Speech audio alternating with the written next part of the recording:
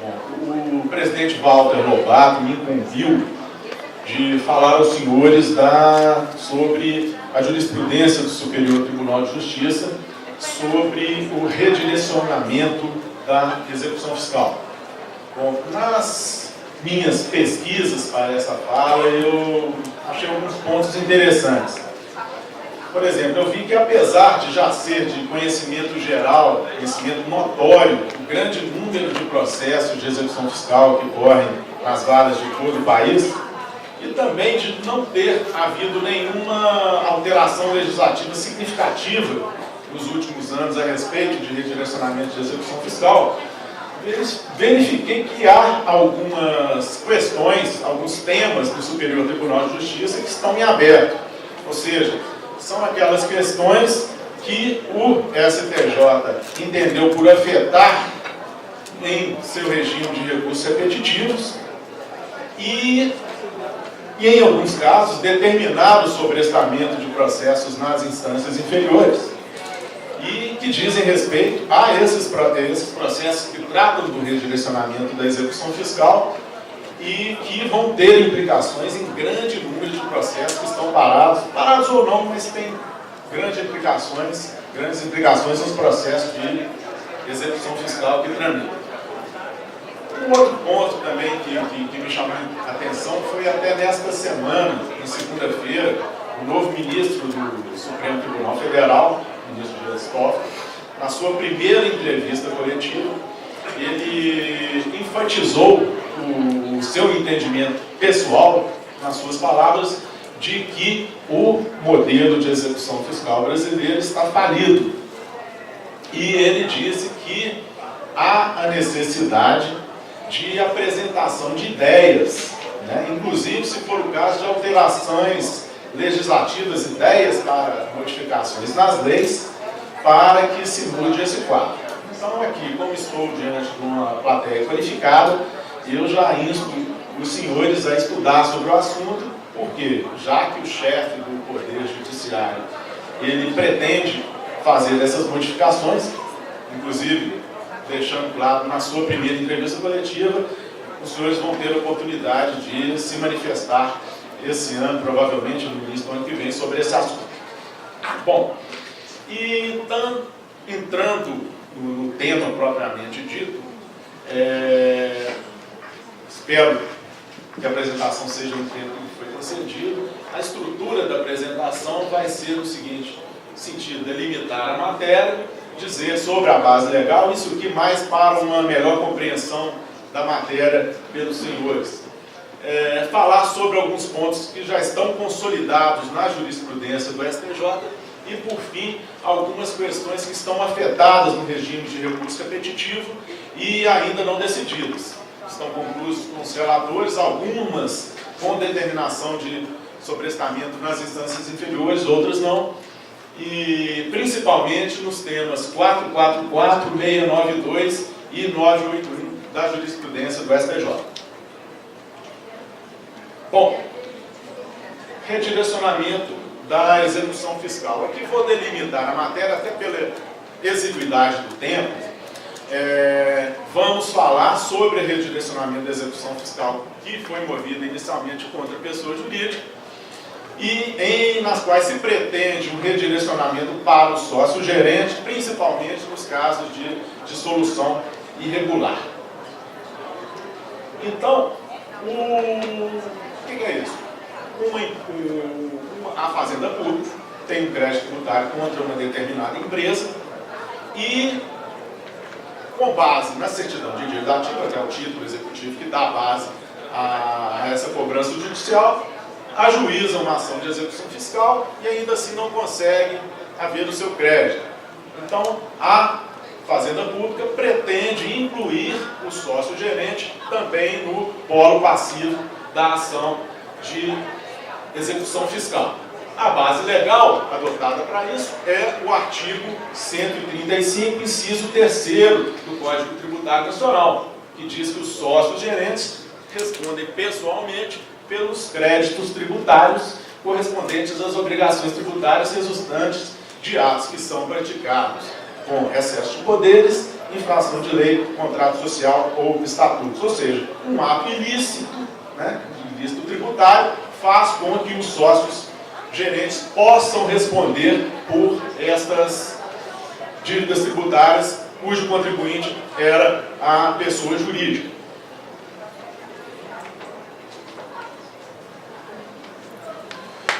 E o principal caso é o caso da dissolução irregular. Né? Dissolução irregular, quando uma empresa vai fechar as suas portas, ela tem que cumprir com uma série de obrigações legais, burocráticas, inclusive com obtenção de certidões negativas e baixas na junta comercial. Então, quando ela não faz essa é a dissolução regular, quando ela não faz dessa forma, houve uma construção jurídica, construção jurisprudencial, no sentido de que isso é uma dissolução irregular. E essa construção jurisprudencial foi consubstanciada na súmula 435 do STJ, né, que diz que presume-se, né, faz essa presunção de dissolução irregular quando a empresa deixa de funcionar no seu endereço que estava informado aos órgãos competentes e essa dissolução irregular legitima o redirecionamento da execução fiscal para os sócios gerentes. Uma outra súmula importante do STJ em matéria de redirecionamento fiscal é a súmula 430, que diz que o inadimplemento da obrigação tributária pela sociedade não gera por si só a obrigação solidária do sócio gerente, ou seja, aquele inadimplemento do tributo, não pagamento do tributo, não é uma causa, uma infração à lei tal que justifique essa responsabilidade do sócio gerente pelos débitos da pessoa jurídica. Né? Essa súmula foi traduzida também no tema 97 da jurisprudência dos recursos repetitivos do STJ, que diz exatamente isso, que a simples falta de pagamento não configura a responsabilidade do sócio e não legitima aquele redirecionamento nos termos do artigo 135 do CDM. Essa natureza jurídica da responsabilidade do sócio tem uma divergência tanto na doutrina como na jurisprudência. Alguns consideram que ela é subsidiária no sentido de que tem que ir primeiro na empresa tentar cobrar esse débito e depois, por este ato ilícito tributário, pode ir atrás dos sócios. Né? Uma outra parte também respeitável, muito forte da doutrina, diz que ela é pessoal, no sentido de exclusão da responsabilidade da pessoa jurídica. Ela fica com o sócio e a empresa deixa de responder por aqueles débitos. Nos últimos anos ganhou força a tese da responsabilidade solidária, ou seja, compartilhada entre o responsável tributário e o contribuinte anterior, que era a pessoa jurídica. Tanto pelo teor do texto dessa súmula 430 que falamos há pouco, que ele fala expressamente que o inadimplemento não gera por si só a responsabilidade solidária do sócio gerente, está escrito assim na súmula, e tem um julgado interessante, cujo relator é o ministro Herman Benjamin, que ele tem uma tese no seguinte sentido. Ele fala o seguinte: se a dissolução irregular ela exonerou a empresa daquele débito, se ela exonerar e ficar só com o sócio, a empresa fica livre daquele débito. Ela livre daquele débito, ela pode ir por um representante, ir ao fisco e solicitar uma certidão negativa de débito, já que ela não tem mais débito, pelo menos naquela situação. Com a certidão negativa, ela pode solicitar também uma baixa na junta comercial.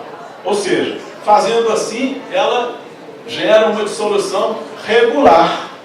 Ou seja, uma dissolução irregular levaria, paradoxalmente, a uma dissolução regular da empresa. Então, isso poderia trazer consequências aos credores eventuais dessa pessoa jurídica. Então, essa foi o ponto de vista externado pelo ministro Herman Benjamin nesse julgado, que está aí no slide, para demonstrar que, no entender dele, essa responsabilidade deve ser solidária. Uma outra questão também importante, definida pelo STJ, já com jurisprudência consolidada, é em relação ao ônus da prova sobre o ato que enseja esse redirecionamento para o sócio-gerente nos termos do artigo 135 do CTN. Mas, como dito, a certidão de dívida ativa é aquele título que dá ensejo à cobrança judicial da dívida da fazenda. E ela tem presunção de certeza e liquidez e também presunção em tese, ela teria que ser precedida de um procedimento administrativo, ou seja, os sócios que eventualmente estejam incluídos nessa certidão de dívida ativa, eles, em tese, teriam tido a oportunidade de se manifestar nesse procedimento administrativo. Então, nesse sentido, há algumas situações. O que acontece? Vamos supor, uma execução fiscal que é movida inicialmente somente contra a pessoa jurídica. Só a empresa está no polo passivo e o fisco pretende redirecionar ao sócio e essa certidão de dívida ativa está sem o nome do sócio. Neste caso, a fazenda, ela é que vai ter, segundo decidido pelo STJ, ela é que vai ter o ônus de demonstrar que aquele sócio incidiu naquela situação de excesso de poderes ou infração à lei, contrato social ou estatuto. O ônus da prova é da fazenda. Já no caso de execução fiscal contra a pessoa jurídica e a certidão com o nome do sócio, esse redirecionamento provavelmente vai ter sucesso. E quem vai ter que provar que não incidiu naquele ato ilícito já passa a ser o sócio-gerente, que provavelmente, nos embargos de execução, vai ter essa oportunidade. Então, esse entendimento foi também objeto das súmulas do tema, da tese firmada no tema 103 do STJ, que diz exatamente isso que eu falei para os senhores. Se a execução foi ajuizada apenas contra a pessoa jurídica, mas o nome do sócio consta da CDA, a ele incumbe o ônus da prova de que não ficou caracterizada nenhuma daquelas circunstâncias previstas no artigo 135.3 do CTN. Por fim, eu vou falar daqueles temas que estão afetados, que os ministros do STJ entenderam que são casos que devem entrar naqueles critérios dos recursos repetitivos, ou seja, que eles vão julgar uma vez só, e ainda estão sem julgamento. E eu vou falar especificamente do tema 444, que é o termo acor para considerar a prescrição para o redirecionamento da execução fiscal para o sócio-gerente.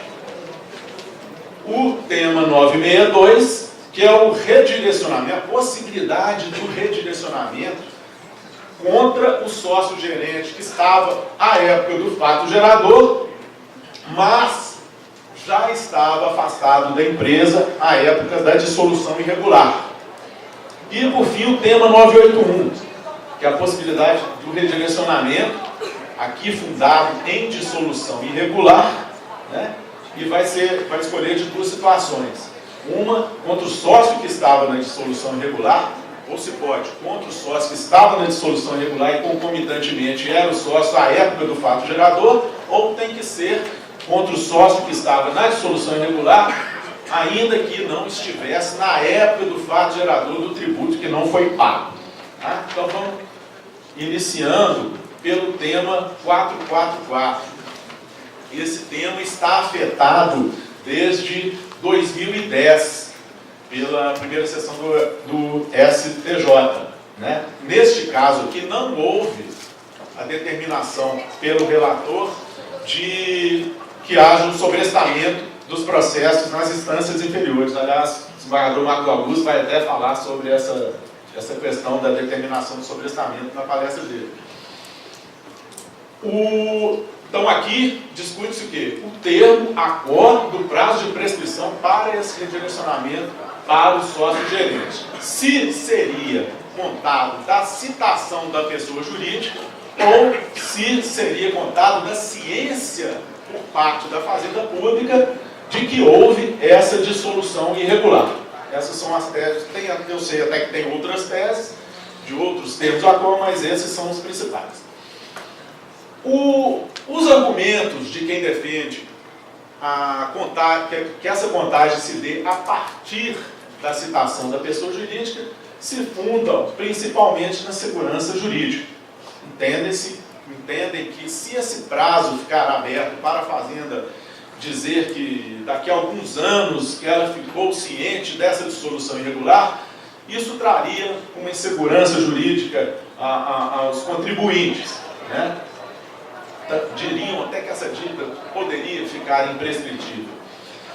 Nesse caso, temos até que considerar aquelas hipóteses da prescrição intercorrente, da suspensão de prazo. Inclusive, é bom informar que semana passada teve um julgamento dos temas 566 a 571 no STJ, que tratam da prescrição intercorrente, mas eu vou me abster de falar deles aqui agora, porque a tese, segundo as informações que eu tive do STJ, houve grandes debates nessa discussão e os gabinetes ainda estão em processo de consolidação do que realmente foi julgado. Então não houve publicação. Eu sei que houve alguns sites de direito tributário até publicaram a tese que seria vencedora, mas como não há ainda, segundo informações, ainda não está fixada essa redação final, eu prefiro não entrar nesse detalhe.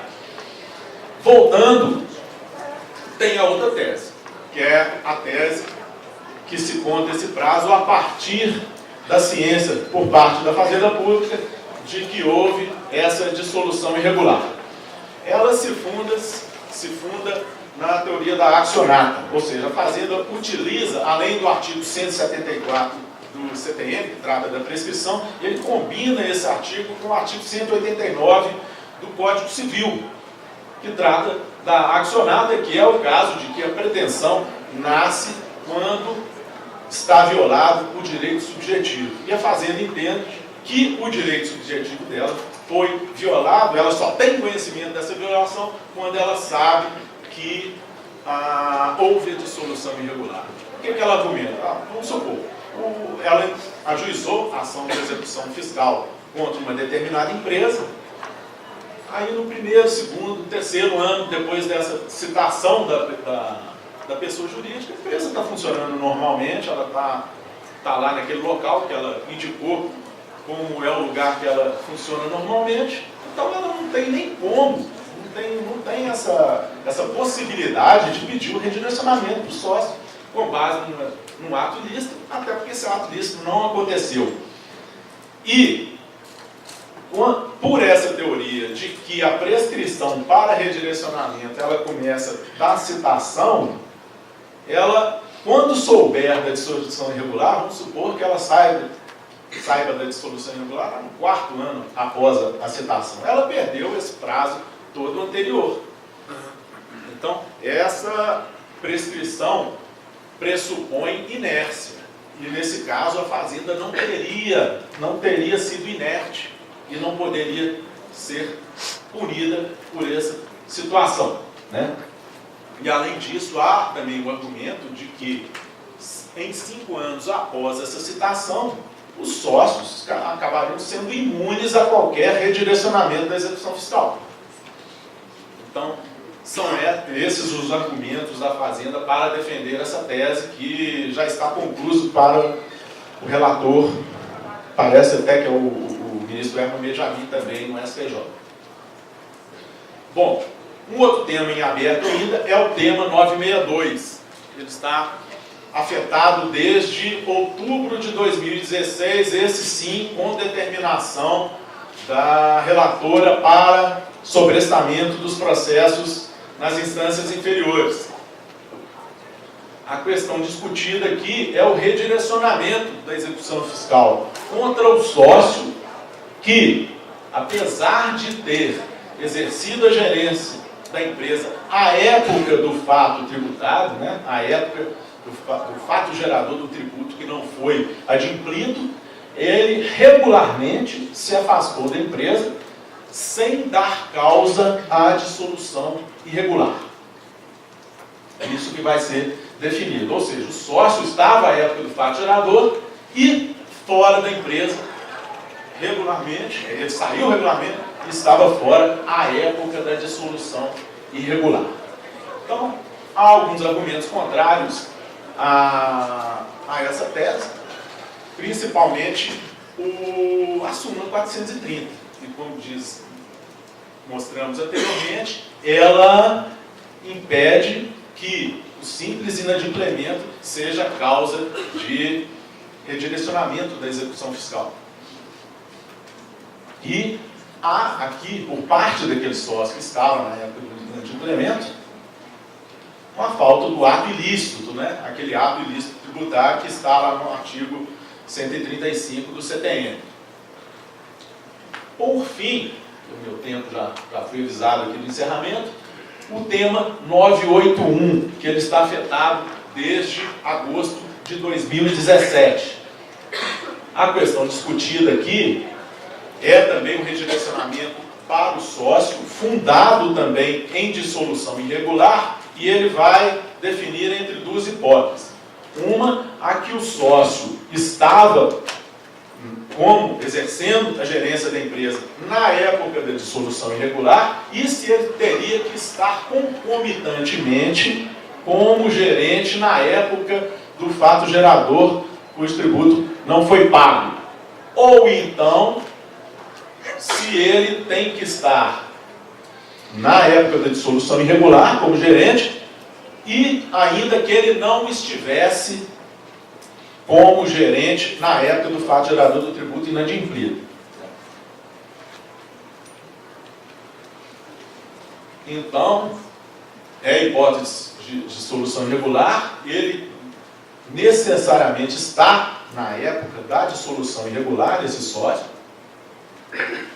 e se ele tinha que ser concomitantemente o gerente na época do fato gerador ou não. Então, os argumentos da Fazenda são os seguintes. Não se pode, ela argumenta que não se pode exigir essa concomitância. Por quê? Porque na época do fato gerador, não houve ato ilícito. Nos termos da súmula 430 do CTN, ele simplesmente estava lá e não teve um pagamento do tributo. E isso não dá causa ao redirecionamento para o sócio. A causa é o ato ilícito, que seria a dissolução irregular. Então, havendo simplesmente esse fato da dissolução irregular que dá ensejo a esse redirecionamento, simplesmente deveria ser considerado como hipótese de redirecionamento o fato de ele estar somente na época da dissolução irregular. E esse também, um outro argumento, é que isso blindaria os sócios que entraram na empresa depois de haver essa falta de pagamento de tributo. Ele ficaria blindado de um eventual redirecionamento nessa execução fiscal, né, de ser incluído no polo passivo. Bem, tentei ficar aqui dentro do prazo, são essas as minhas considerações. Obrigado.